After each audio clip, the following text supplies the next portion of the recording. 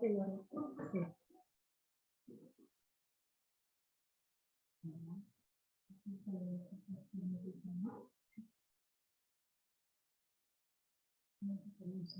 Bueno, buenas tardes a todos, buenas tardes a los que se van sumando. Nuevamente aquí desde FUCA estamos transmitiendo esta charla.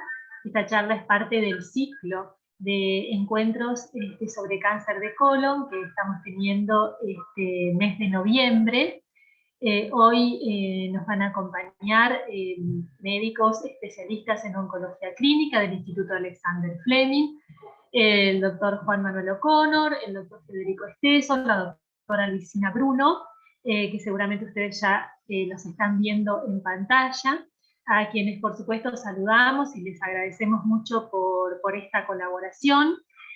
Para quienes todavía no nos conocen o recientemente conocieron a FUCA, les contamos que FUCA es la Fundación para la Docencia, Investigación y Prevención del Cáncer, que nuestra sede está en el Instituto Alexander Fleming de la ciudad de Buenos Aires, y que, bueno, a través de estos eventos y de estos encuentros virtuales tratamos de llegar a toda la Argentina, a donde también llegamos a muchas ciudades de la Argentina a través de médicos oncólogos médicos que ejercen la oncología clínica y que se especializaron en nuestra casa, aquí en el Instituto Alexander Fleming, en los programas que FUCA lleva adelante. Esto es parte de la misión de FUCA,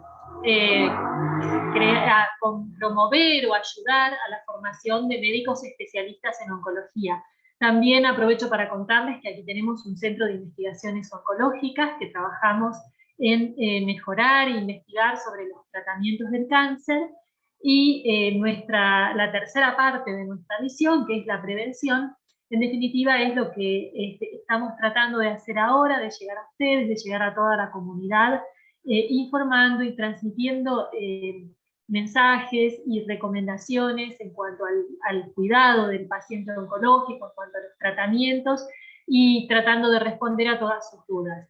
Les cuento que hoy esta transmisión la estamos realizando por Zoom, la estamos realizando también en un vivo de Facebook, así que vamos saludando a todas las personas que se suman también a través de Facebook. A todos los invitamos a ser parte de la comunidad FUCA, a conocernos en nuestro sitio web, que es www.comunidad.fuca.org.ar.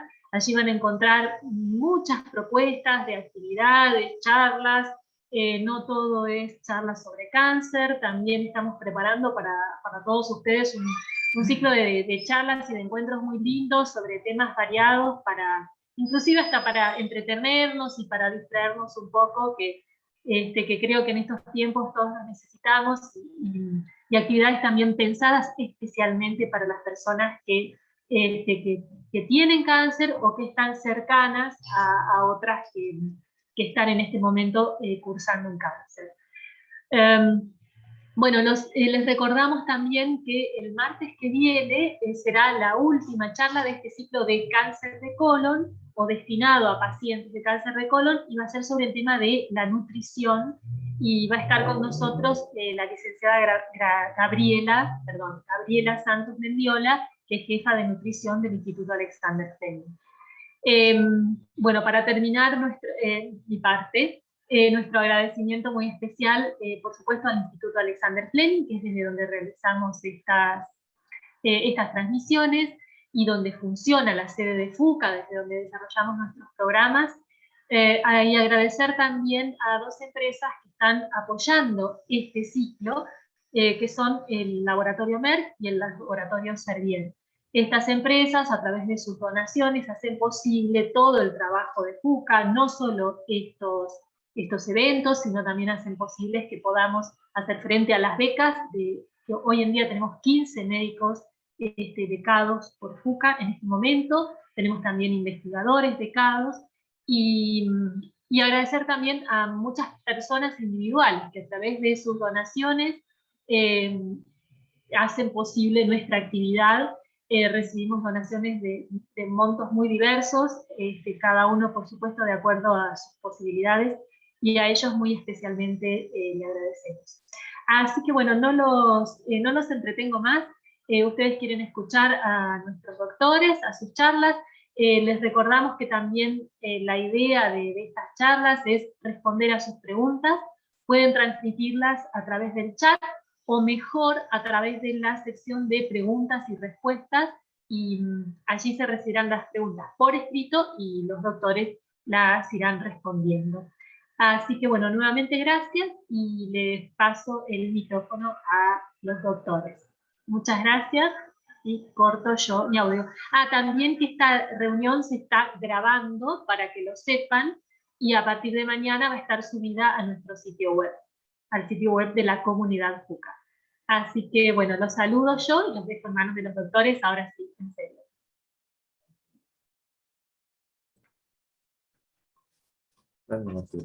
Bueno. Hola, buenas tardes, ¿cómo les va? Mi nombre es Federico Esteso, estoy aquí acompañado por Juan Colón y Luisina Bruno. Somos parte del equipo de Oncología Digestiva del Instituto Alexander Fleming.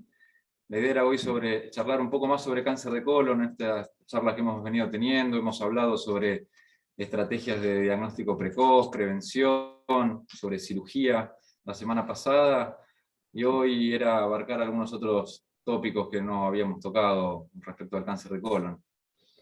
Sí, la verdad es que de los distintos temas que habitualmente nos consultan o que generan algunas dudas tienen que ver justamente con parte del tratamiento. Y cuando hablamos de tratamiento, la verdad es que incluyen distintos tópicos, distintos agentes. Vamos a tratar de revisar algunos de algunos de estos conceptos, de la terminología, tratando de hacerlo un poquito más sencillo para quien esté con algún tratamiento. Seguramente van a surgir algunas preguntas. Quizás la primera parte por ahí para iniciar con Federico es, bueno, tener en cuenta por qué hablamos de cáncer de colon, ¿no? ¿Cuál es la situación en nuestro país? Siempre discutimos o vemos datos en relación a la mayor incidencia de esta enfermedad, así que por ahí, Fede, si querés repasamos algunos datos para tener en cuenta por qué justamente hablamos de esta patología en nuestro país, ¿no? Sí, datos que sabemos de Argentina es que hay aproximadamente 15.000 diagnósticos por año y más o menos 7.500 personas fallecen por año por cáncer colorectal. El cáncer colorectal es aquel que afecta a la parte final del intestino, que está compuesta por el recto y el intestino grueso o colon. La importancia viene radicada en esto, es aproximadamente la segunda causa de muerte por cáncer y de incidencia también.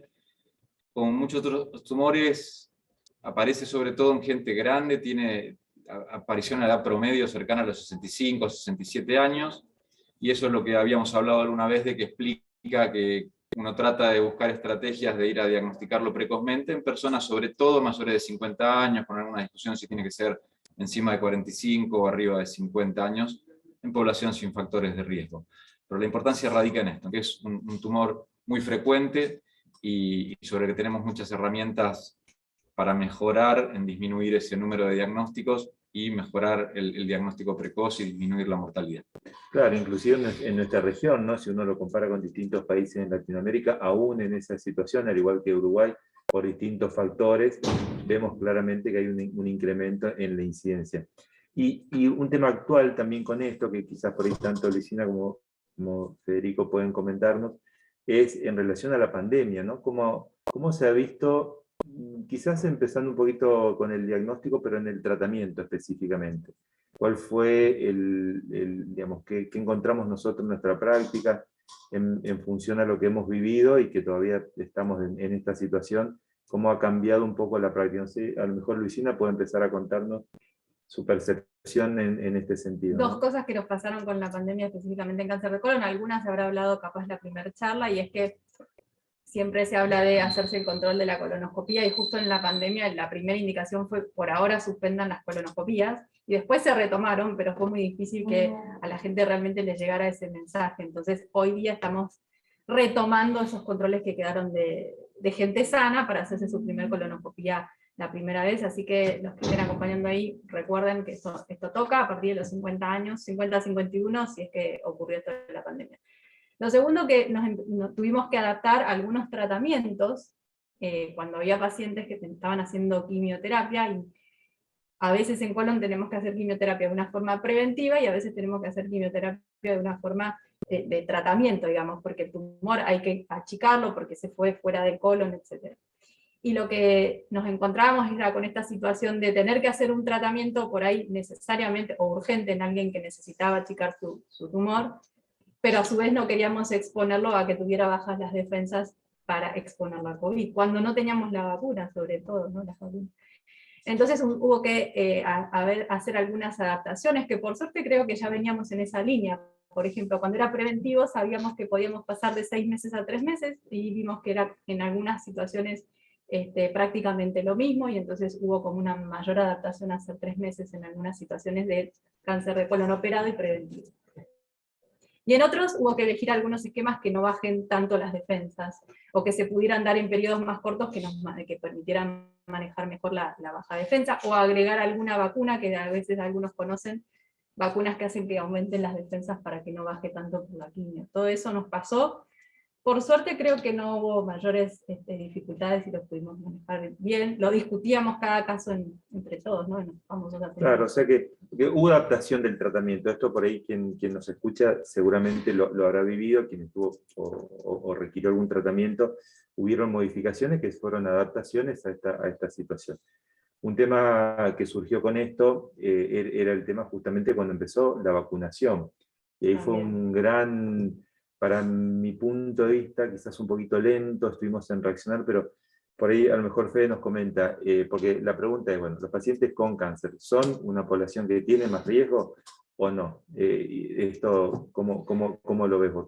Sí, claramente los pacientes en tratamiento oncológico están sometidos a una situación de inmunosupresión, y eso los ponía en más riesgo de enfermedades respiratorias, por supuesto el COVID, que fue la gran pandemia que nos viene asolando todavía. Uno extrapolaba un poco la situación con respecto a gripe, si uno quiere, cuando empezaban las vacunas, y pensar en que los pacientes debían recibir la vacuna y estaban dentro de los grupos prioritarios.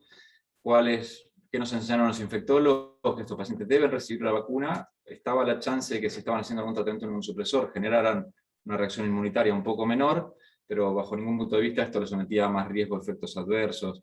Así que fue una recomendación que estuviera entre los grupos prioritarios para vacunarse, tanto como el personal de salud, que también nos vacunamos precozmente. Claro, inclusive a mí me pareció que fue muy bueno, las sociedades científicas en Argentina rápidamente dieron una respuesta, aún con alguna duda en cuanto a tener certeza de dónde, de si realmente cuál es el beneficio o el riesgo, pero bueno, nosotros siempre pensamos que, creo que había muchos datos de que es una población que tiene más riesgo. Para mí fue un poquito lento a nivel del Estado, digamos, incluirlo como un grupo de prioridad, algo que pasó en otros países de Latinoamérica, pero de todas maneras, de una u otra forma, creo que todos coincidimos en que es un grupo de pacientes de riesgo y estábamos de acuerdo en que tenían que vacunarse, y esto justamente para poder permitir avanzar y seguir con su tratamiento. Muchas veces me acuerdo de más de un paciente que nos comentaba que cuando tenía que anotarse no encontraba el casillero para poner enfermedad oncológica. Eso fue un gran tema, hasta que bueno, tuvimos que enseñarles a que pusieran donde dijera inmunosupresor, y a veces acompañar eso para que no tuvieran problemas el día de la vacunación con un certificado que dijera por qué tenía esta menor inmunidad teniendo en cuenta esos tratamientos. Pero bueno, creo que se pudo resolver para que todos pudieran acceder a la vacuna, y nuestros propios datos los fuimos recabando durante la pandemia, y lo que les podemos contar es que por suerte no tuvimos pacientes que tuvieran enfermedad grave, por lo menos más allá de si tenían enfermedad, comorbilidades que también justificaran esto del COVID como más vulnerables, pero solo por diagnóstico oncológico y tratamientos de quimioterapia hubieron muy pocos pacientes que tuvieron complicaciones reales, digamos, o internaciones. Claro, eso es muy bueno, y aparte contar con datos locales, de que no recordaba exactamente, pero claro, tenés razón de que eso se pudieron tener los datos aquí, y también hubo cierto margen de seguridad, que era otro temor. Por suerte, la verdad que no hubo tanto tema antivacunas en el tema en oncología. Creo que los pacientes estaban mucho más con intención de recibirlo, y hubo información con respecto a esto, tanto a nivel institucional, a través de FUCA, de los medios, quizás mucha información, pero me parece que se generó justamente una, digamos, información adecuada como para poder utilizar la vacuna. Y bueno, hoy en día creo que el concepto es segura, los pacientes con cáncer deben estar vacunados, probablemente deban recibir la tercera dosis, ya los están llamando para priorizar este grupo. Así que bueno, como nosotros no somos especialistas en infectología, pero sí compartimos un poquito la experiencia y cómo ha sido nuestro transcurrir, en cierto modo, de la pandemia, donde fuimos aprendiendo distintas cosas. Así que por ahí me parece Y un tema que importante. también estaba en ese momento era, nosotros dentro de los tumores de colon hay un grupo chiquitito de personas que tiene una particular característica, y es que tiene como un marcador que permite que puedan hacer inmunoterapia, ¿no? Y entonces también esa era otra pregunta en su momento, si eran más o menos vulnerables, se asumió como tal y eran los primeros que tenían que ir a vacunarse, ¿no? Y por suerte tampoco hubo mayores consecuencias, ni para que el tratamiento fuera menos efectivo, ni para que tuvieran más probabilidad de enfermarse con COVID. Fueron los primeros que pedíamos que se vacunaran. Los pacientes que estaban con cáncer de colon e inmunoterapia. Bueno, así que este me parece que es un poquito el panorama que hemos hablado ahora en cuanto a la situación y justamente su relación con la pandemia y el COVID-19. Quizás entrar un poquito más en el tema de los tratamientos. A lo mejor puedo empezar con Fede para ver digamos, cómo llamamos a los tratamientos, ¿no? Vamos a ponerlo de manera general como quimioterapia, podemos ver algunos otros tipos de tratamientos, pero ¿existe la quimioterapia preventiva, digamos? ¿En qué consiste este término? O sea, por ahí los pacientes lo van a escuchar o lo preguntan. ¿Cómo lo definiríamos, digamos, de manera sencilla? La situación de quimioterapia preventiva, médicamente hablamos de adyuvancia, es aquella en la que un paciente ha presentado un tumor y ha tenido, en cáncer de colon, una cirugía, se ha sacado ese tumor primario, hacemos estudios y estamos en una situación en que nosotros decimos no vemos evidencias de enfermedad. Estudios que son normales, tomografía habitualmente, el cirujano ha sacado todo, y ahí esa situación es la que definimos los oncólogos después de una cirugía, y decimos, bueno, en esta situación creemos que lo único que hay que hacer es empezar una etapa de controles, o nos parece que por características que asumimos de riesgo con todos los datos que tenemos de la cirugía, nos parece que hacer algún tratamiento extra aumenta las chances curativas de la cirugía. A ese tratamiento, que se conoce comúnmente como una quimioterapia preventiva, es lo que nosotros llamamos adyuvancia. Viene a sumar a las chances curativas de la cirugía. ¿Cuál es el racional detrás de eso? Sabemos que hay pacientes que con algunas características, por más que se les haya sacado el tumor primario, hay posibilidad de que haya células microscópicas alojadas en algún otro lugar, y que eso a posteriori se pueda manifestar con la aparición de lesiones en otros sitios, es decir, metástasis. Y hacer quimioterapia en ese momento, cuando las células son pequeñas, es cuando hay pocas células, que no las podemos ver de ninguna manera, es lo que permitiría que uno pudiera erradicarlas con quimioterapia y de esa manera aumentar las chances curativas. Lo que falta a esa explicación es que en la medida que si uno hiciera un control, por ejemplo, en los pacientes operados, y solo hiciera tratamiento en el momento en que viera algo, en ese momento las chances de poder hacer desaparecer todo son más bajas que si uno lo hace en ese momento inicial. Entonces decimos que la decisión de hacer o no adyuvancia o tratamiento preventivo debe ser tomada dentro de las primeras semanas de haber erradicado o sacado el tumor con una cirugía. Claro, entonces conectado con esta definición, Fede, cuando los pacientes dicen, bueno, ¿cuánto va a durar mi quimioterapia? ¿Cómo uno le explica a Lu habitualmente eso, en función de cuando te consultan acerca de eso, o cómo lo encarás, o cómo le explicás cómo va a ser la secuencia, digamos? En la situación de quimioterapia preventiva, uno va a valorar qué situación está después de la cirugía. Si vimos que los ganglios estaban afectados, si vimos que el tumor era un poco más profundo que lo habitual, en ese grupo de personas, capaz que lo que habitualmente se hace es un tratamiento de aproximadamente 6 meses. Si no tenía ganglios y lo que vimos es alguna otra situación que podía hacer plantear alguna chance más, aunque sea mínima, de recaída, tal vez ese momento va a tener, o la profundidad de la lesión no es tanto, en ese momento vamos a charlar y vamos a hacer 3 meses de tratamiento. O sea que puede ir entre 3 meses y 6 meses. Pero eso depende de que nos muestra, no solo que todo esté bien con las imágenes, que eso siempre tiene que estar, la tomografía, todo tiene que estar perfecto, pero la cirugía nos tiene que mostrar algunas cosas que llamen la atención. Y una cosa que siempre cuento, porque me parece que le sirve a los pacientes, es probable que uno esté haciendo una quimio y ya esté curado. pero no tenemos la forma de poder poner en ese momento el certificado de que ya está curado. Entonces, si vemos algo que nos da alguna chance de que, porque en otras personas se ha visto que puede recaer, es preferible que en ese momento se haga la quimio.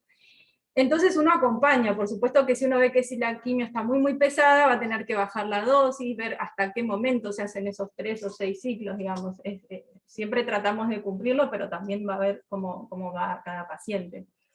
Y no tenemos una tecnología actual para que nos diga, esta persona realmente es la que necesita la quimio. Una de las razones por la cual tenemos que hacer a todos los que tengan tanta característica, etcétera, es porque las imágenes que uno siempre confía y dice, bueno, no se ve nada, pero sabemos que tenemos esto micrometastásico, que no se puede ver por nada, de ninguna tecnología actual, nos hace decir que es mejor que hagamos esa quimio. Que va a ser por un tiempo limitado, por suerte, y que vamos a tratar de hacer que se transite lo más fácil posible, ¿no?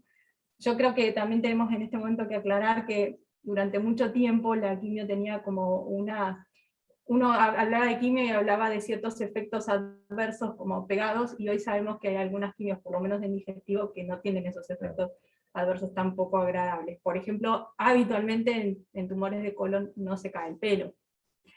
Habitualmente, también podemos hablar de que hay personas que toleran mejor, otras peor, etcétera, pero habitualmente la parte de vómitos, que es una de las situaciones que siempre se asocia a quimioterapia, se puede manejar muy bien con medicación. Puede aparecer, pero en general ya se da algo preventivo para que eso no pase.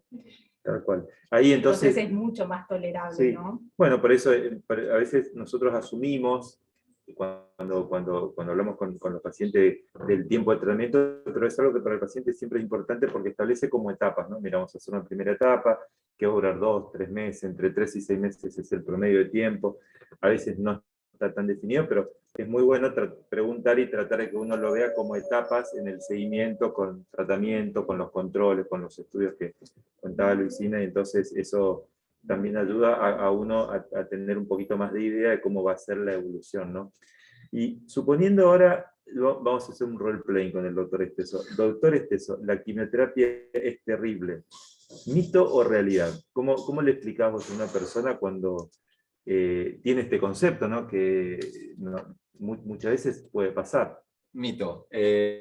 Suelo decirle a los pacientes que eso, creo que la idea que tenemos cuando vemos películas de un paciente haciendo quimioterapia es un paciente internado, en bata, con la cola al aire y con una palangana para los vómitos al lado y pelado. Eso está lejos de pasar con estas quimioterapias, no producen caída de pelo, los tratamientos son ambulatorios, algunos de los medicamentos pueden ser en pastillas, y la gran mayoría de los pacientes no ven afectada su vida cotidiana. Por supuesto que hay que estar atento, hay pacientes que pueden tener cansancio, pueden tener molestias digestivas, pero la realidad es que la sensación que siempre me da es que la gente viene preparada o con un precepto cultural de una toxicidad muy elevada, y en realidad esta es una medicación que suele ser mucho mejor tolerada. Claro, hay quizás por ahí también uno lo ve a nivel institucional como que hay un marco de contención, ¿no? Que uno creo que le explica más al paciente, hay un grupo de enfermería que está también acorde a esta situación, entonces hay como varios puntos de control donde el paciente va teniendo información, creo que quien ha tenido un tratamiento lo ha pasado, entonces me parece que eso ayuda también para que hoy en día estemos más atentos, expliquemos mejor, los pacientes estén más informados. Hay muchas veces, a mí me gusta mucho el término este de empoderamiento de los pacientes, porque ellos mismos averiguan, preguntan, y a veces es mejor que nos pregunten antes que al doctor Google, y nosotros sacar todas las dudas que puedan tener con respecto a eso. Y eso que vos decías del marco de contención, digamos, no somos solo los médicos, fundamentalmente enfermería acá tiene un rol muy importante en la información y después en la evacuación de dudas, esta posibilidad de la consulta permanente ante cualquier sospecha, también permite que medir las situaciones de toxicidad que puedan estar pasando y tener un umbral de alarma para ver si esos pacientes necesitan alguna consulta en guardia, adelantar sus consultas médicas, siempre es muy provechoso. Sí, la impresión es que en general la mayoría de nuestros pacientes la tolera bien. Por supuesto, esto también uno personaliza, ¿no? Hoy estamos en la era de la medicina de precisión y personalizada. No hay nada más personalizado que la consulta con el médico. Entonces también es verdad que uno hace una primera dosis y adapta siempre la primera dosis a la situación del paciente, si puede tolerar la dosis común o tiene alguna cuestión.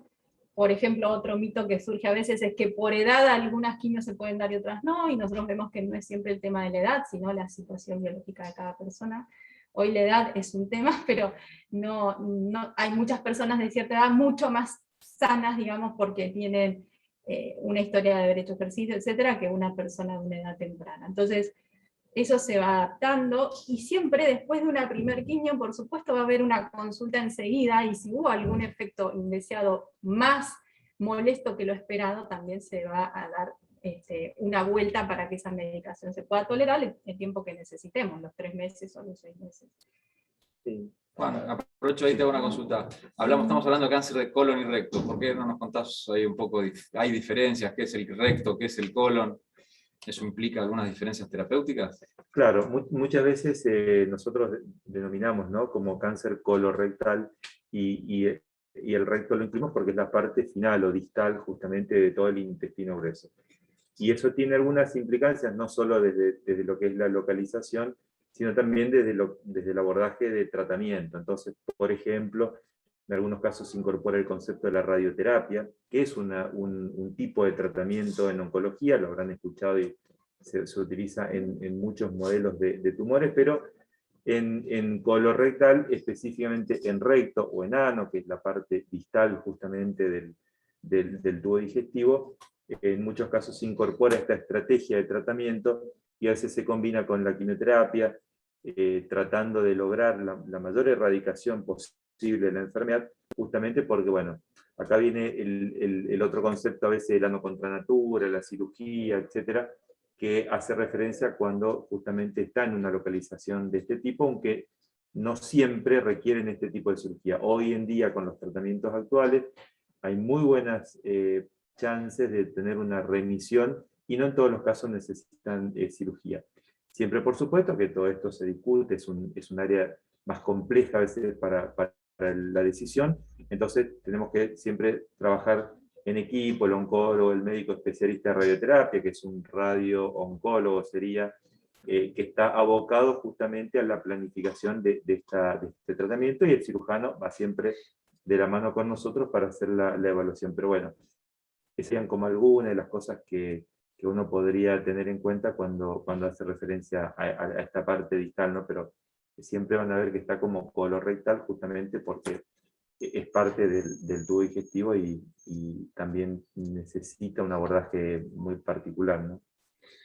Regina, una pregunta, Sí. perdón, te transmito, que nos hacen muchas veces los pacientes, digamos. Yo tengo algún antecedente familiar mi papá tuvo cáncer de colon a los 70 años. ¿Eso significa que lo voy a tener, que no lo voy a tener? ¿Tengo un cáncer hereditario, familiar, genético? Todas esas cosas que significan esas 3 cosas. Bueno, lo primero es que en realidad dentro de los tumores, el cáncer colorectal es uno de los tumores que necesita que nos pongamos a pensar, si vemos a un paciente, si eso constituye como un antecedente para que la familia cambie sus recomendaciones. Y la primera cosa es que sí. Cualquier diagnóstico de una persona con cáncer colorectal implica que sus familiares tienen que estar más atentos con esto de la prevención. ¿Qué significa estar más atentos? A todos, sin antecedentes, a todos alguna vez nos van a recomendar entonces que nos hagamos la colonoscopía, y como dijo el doctor Estesos, hay que hacerla entre los 50 y 45 años, digamos los 50, porque lo de 45 años es una discusión que se está tratando de bajar, pero 50. A todos nos toca, tengamos o no tengamos antecedentes.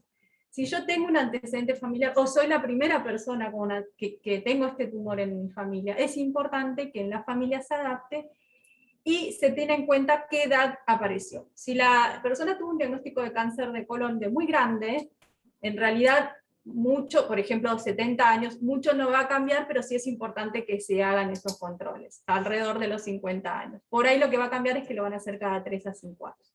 Entonces, esto de que haya un antecedente en mi familia ya me habla de cáncer de colon o cáncer colorectal familiar, ¿sí?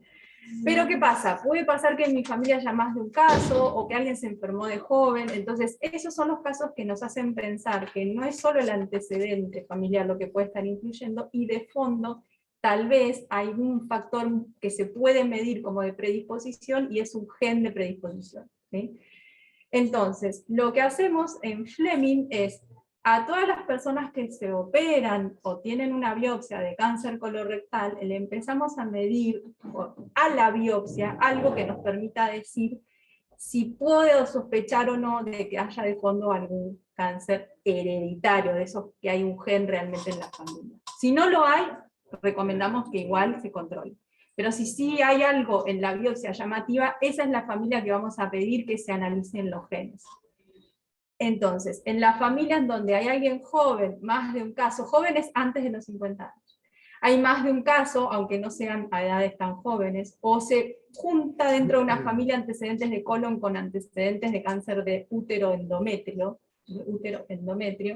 ahí a esos pacientes le vamos a medir los genes, porque si tienen un gen de predisposición que esté alterado, entonces yo con ese análisis de sangre que mira los genes de esa persona, puedo ir a hacer análisis de sangre en los familiares, y a eso les tengo que decirle que la colon es mucho más temprano.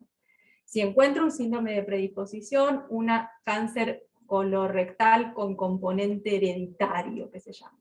Dentro de esos, capaz que alguno escuchó, el más común se llama síndrome de Lynch. No es el único, pero es el que más comúnmente uno puede llegar a encontrar. Esas son familias en donde la colonoscopía no puede empezar a los 50 años, la colonoscopía de una persona sana que tiene un gen de predisposición, porque se estudió a alguien en la familia, ella está sana, su colonoscopía estando sano tiene que empezar entre los 20 y los 30 años, aproximadamente a los 20-25 años. Súper joven.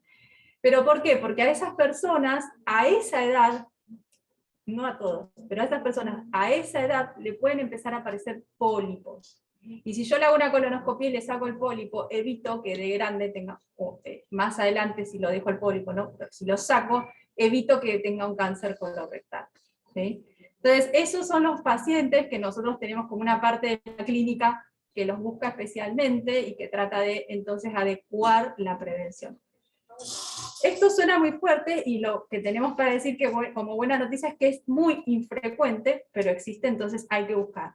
Infrecuente tanto como que es entre el 3 y el 5% de los pacientes que tienen cáncer de colon. Es poco, 3 al 5%, pero es mucho lo que hay que cambiar en esa familia, por eso los buscamos. ¿Sí? Y cuando hablamos de que en la Argentina hay 15.000 casos, entonces 3 a 5% es 3.000, más o menos, entre 3.000 y 8.000 personas que tendrían que estar haciendo, 3.000 8.000 familias que tendrían que estar haciendo un control distinto a lo habitual. Estamos lejos en la Argentina de poder lograr e identificar a todos. No es un problema solo de la Argentina, en el mundo pasa esto también, pero bueno, hay programas, y Fleming tiene este programa dedicado, que tratan de que esto se conozca y los oncólogos estemos atentos, y que se puedan abordar estas familias de forma distinta para que la prevención de esas familias sea adecuada a lo que corresponde. O sea que seguramente eso va a ser evaluado en la consulta y eso va a permitir a su vez, hay distintos equipos o centros, inclusive gente de médicos con formación en asesoramiento genético en distintos lugares que, bueno, ante estas dudas o consultas van a estar, digamos, dispuestos a poder explicarles y guiarlos en la toma de decisiones y estudios que tengan que hacer cuando son personas, como decimos nosotros, de fuera del riesgo promedio, ¿sí? Claro. Porque a veces uno cuando ve esto de la biocolonoscopia, seguramente también lo hablaron la vez anterior con Fede y con el doctor Caro, pero es importante tener en cuenta que no todos están dentro de este riesgo o grupo promedio, y entonces en esos casos tenemos que lograr identificarlos. No sé si había una pregunta, y Fede... Nos está preguntando cuáles serían los síntomas más característicos o frecuentes que uno debería preguntar. Entiendo que es un médico que está preguntando qué síntomas ir a buscar como que disparen los estudios. Una de las situaciones que uno siempre tiene que recordar es el famoso cambio del hábito evacuatorio. Una persona fuera de cuerpo va habitualmente una vez por día o cada 2 días, etc., y de repente va menos, capaz que pasa una semana sin ir al baño, ¿sí? O empieza a ir distinto, a veces va con diarrea y a veces va constipado, o menos frecuente, pero cuando está en la parte más de abajo se puede ver gotitas de sangre o color de la materia fecal más oscura, ¿no? Que eso nos puede hacer orientar. Esos suelen ser los síntomas más precoces. Si el tumor no está localizado, puede haber otros síntomas propios. De eso uno trata de estar bien atento a estos primeros síntomas. Igual vuelvo a la prevención, y la colonoscopia uno lo tiene que hacer sin ningún síntoma, entonces Eso para la población en general. A los 50 años no tenemos que, si no tenemos ningún síntoma, no, tenemos que hacer la colon igual, si tenemos antecedentes capaz que nos toque antes, pero tampoco dejar pasar alguno de estos síntomas. Parecen síntomas comunes, uno lo puede tener por una indigestión, etc. Si es de un solo día, bueno, pero si uno persiste con cambio de ir de cuerpo, cualquier digamos, síntoma más allá de un mes, sí, claro, debería más llamar allá la de un mes, atención a una consulta. Claro. La mayoría de las veces hay que decir, la explicación no pasa por un problema oncológico, hay múltiples causas de síntomas abdominales más crónicos, pero ya debe ser un médico el que tome la decisión ahí de qué estudios se deben solicitar. Y en las mujeres quiero contar que a veces pasa, porque las mujeres también tenemos mucha incidencia de cáncer colorectal, eso es algo que a veces queda como más ligado a la cuestión masculina y no están así, está equiparado, digamos, la incidencia. Pero en las mujeres hay un síntoma muy particular que a veces pasa desapercibido, que es la anemia. Entonces, una mujer que tiene anemia y que esa anemia se estudia y no tiene que ver por ahí con sus menstruaciones o su periodo de menstrual, no debe pasar ese dato. A veces se sobreestima, tampoco quiero que se asusten y piensen que toda persona que tiene anemia tiene cáncer de colon, pero es algo que como médicos siempre estudiamos las causas más comunes de anemia, dieta, pérdidas en las menstruaciones, falta de hierro, etcétera, etcétera, pero si eso no se resolvió, no dejar pasar a agregar como dentro de los controles la colonoscopía.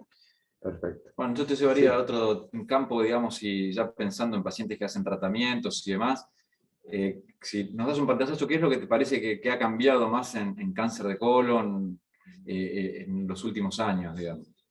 Bueno, uno de los cambios más importantes ha sido esto que Luisina también dejaba deslizar hoy en cuanto a lo que es la terapia personalizada, sin olvidarnos de lo que es la interacción, ¿no?, con el paciente y buscar la mejor opción y tener en cuenta estos aspectos cuando vamos a discutir el tratamiento y los cuidados, por ejemplo, con la quimioterapia. Pero hoy en día sabemos que hay distintos subgrupos, o sea que es como que uno tuviera que decir que, bueno, no todo el cáncer colorectal, pensando por ejemplo en aquellos casos donde ya han aparecido metástasis, no todos son iguales, hay distintas características, entonces esto sabemos que tiene un perfil molecular distinto, van a ver que los que han pasado por esta situación se les pide una serie de estudios o lo que nosotros llamamos biomarcadores para poder dirigir la terapia. Entonces es como que no existe una sola terapia para todos los pacientes y por eso consultas que a veces nos hacen, dicen, bueno, pero ¿por qué a él le dieron un anticuerpo que a mí no me lo dieron? ¿Y por qué le dieron primero el anticuerpo y a mí me lo dieron después? Bueno, esta es justamente la clave hoy en día de poder identificar bien cuáles son los distintos subtipos moleculares. Hay terapias dirigidas, o sea, nosotros hablamos mucho de la quimioterapia porque es parte del tratamiento, es algo frecuentemente que utilizamos y es algo que hoy en día desde hace muchos años se utiliza. Nos gusta y nos interesaría que tengamos que usar menos quimioterapia y más terapias dirigidas, pero hoy en día sabemos que esto se está complementando.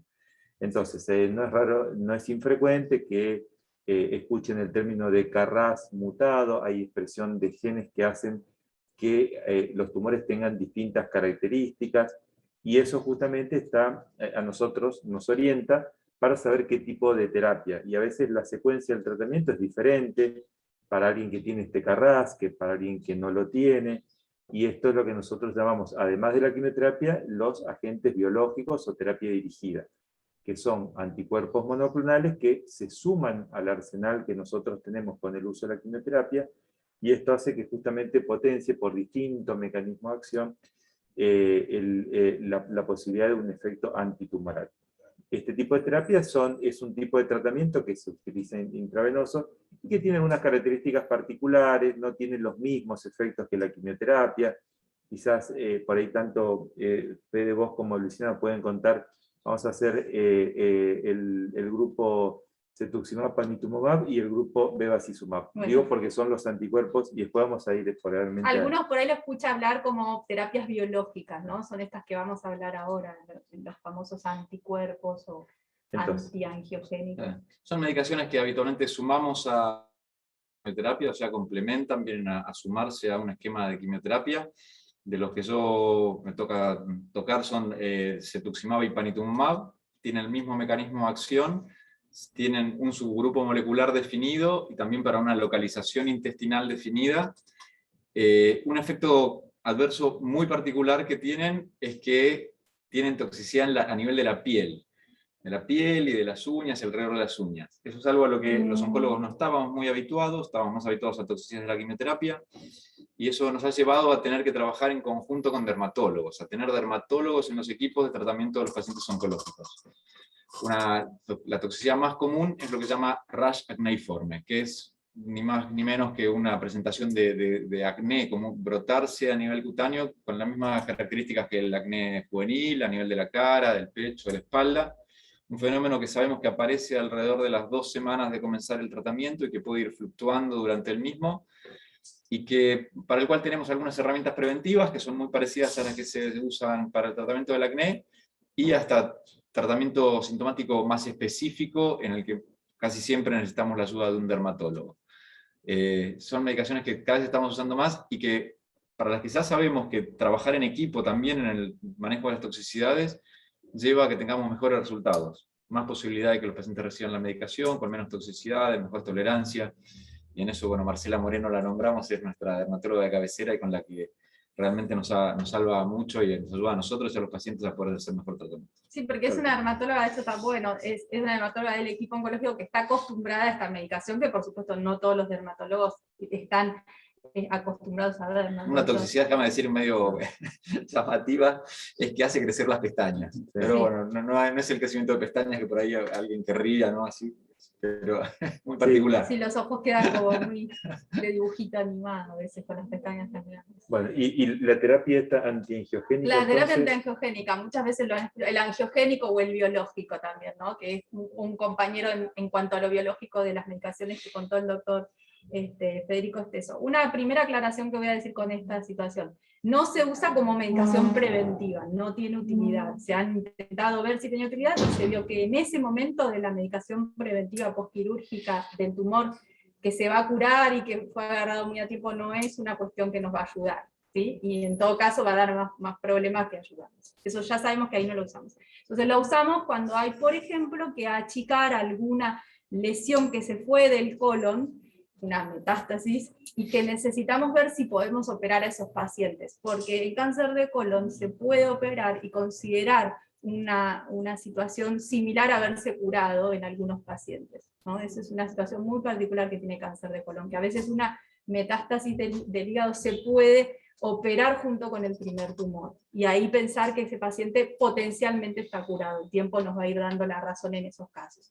Pero en el momento en donde se puede usar muy bien es en ese momento en donde yo tengo una lesión, todavía no puedo operarlo al paciente, pero le agrego a la quimioterapia este antiangiogénico y logro que se achique más rápido y me logre permitir ir a la cirugía. También se vio que aunque yo piense que ese paciente tal vez no pueda llevarlo a una cirugía, en los casos donde se puede agregar el antiangiogénico, el paciente vive más tiempo con esa misma medicación sin tener que cambiarlo, digamos, se logra por mucho tiempo evitar que el tumor sea resistente a las quimioterapias habituales. ¿Sí?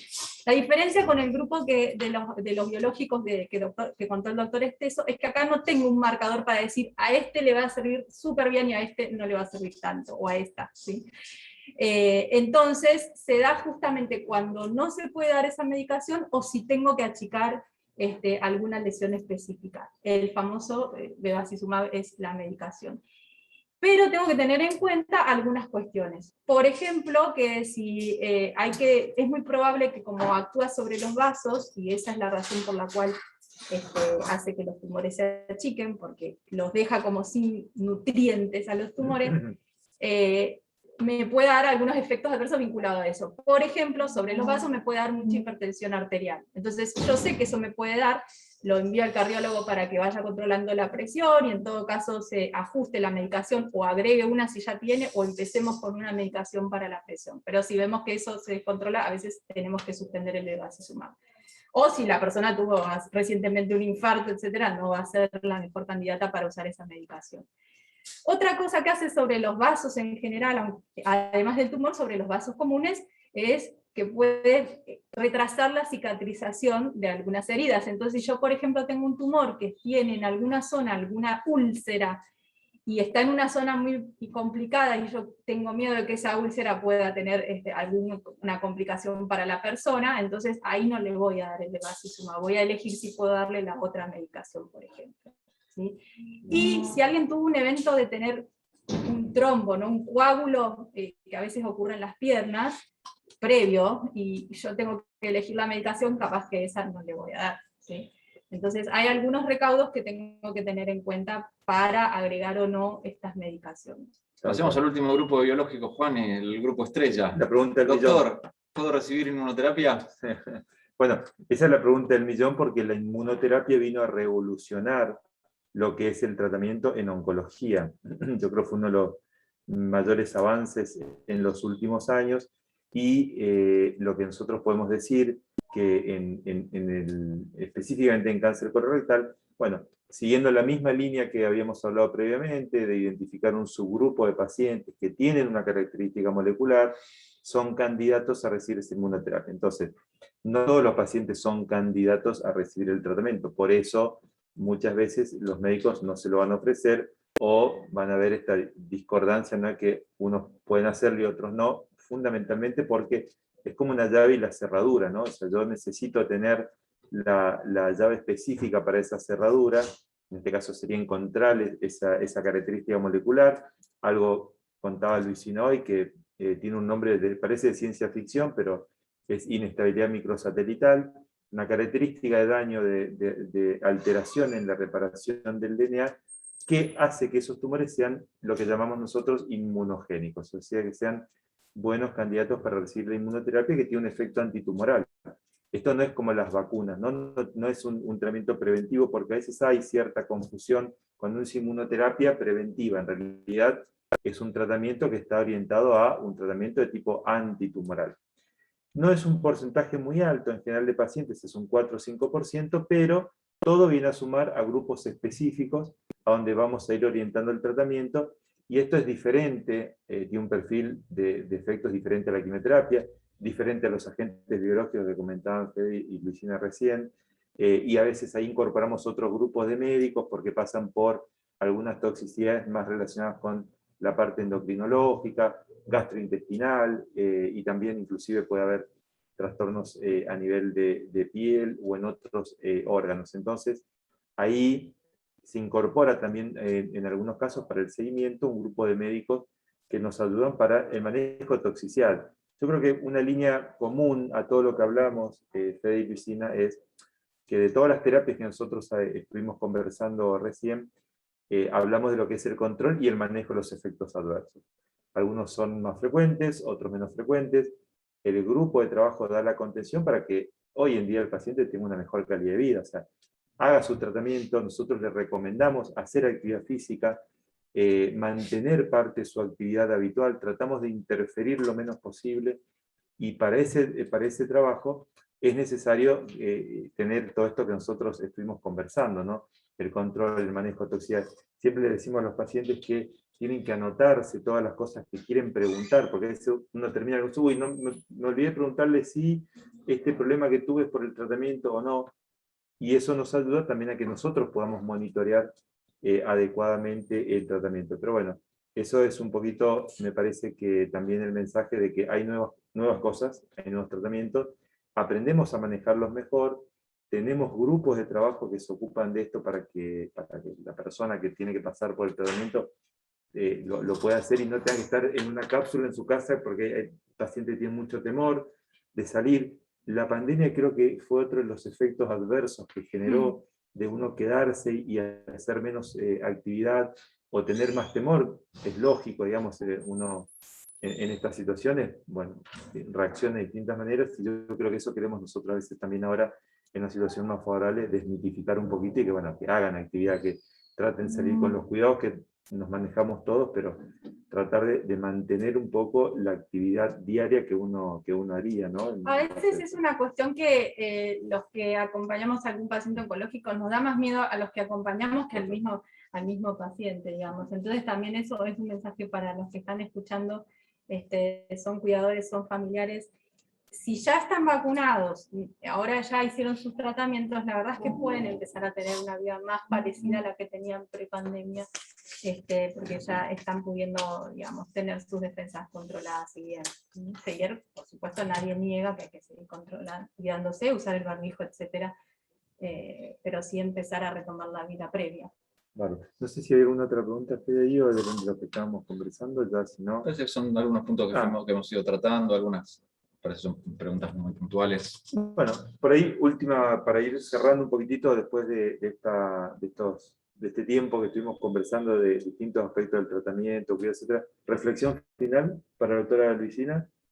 No, estas charlas creo que están buenísimas porque es una forma más de sacarse las dudas, pero bueno, siempre, como dijo el doctor, el médico oncólogo, el médico del tratamiento, es el quien tiene que ayudarnos siempre a evacuarlas, pero acá estamos y cuanto más cerca de ustedes podamos estar, tanto mejor. En realidad hasta les pedimos que si tienen ideas para estos próximos charlas, ciclos de charlas, si hay alguna duda o tema que quieren que toquemos en particular, les avisen a las chicas de FUCA, porque va a estar bueno que podamos armar charlas más dirigidas a las inquietudes de ustedes reales. ¿Fede? Sí, estamos muy esperanzados con el futuro de los tratamientos, con cada vez ir mejorando los resultados. Este tipo de charlas me parece que son muy importantes para que todos seamos vectores de salud en nuestro medio, que vayamos transmitiendo esta información. Hay que hacerse colonoscopías, hay que aumentar el rastreo en cáncer colorectal, es la mejor herramienta para diagnosticar precozmente y que cada vez más gente se cure de esto.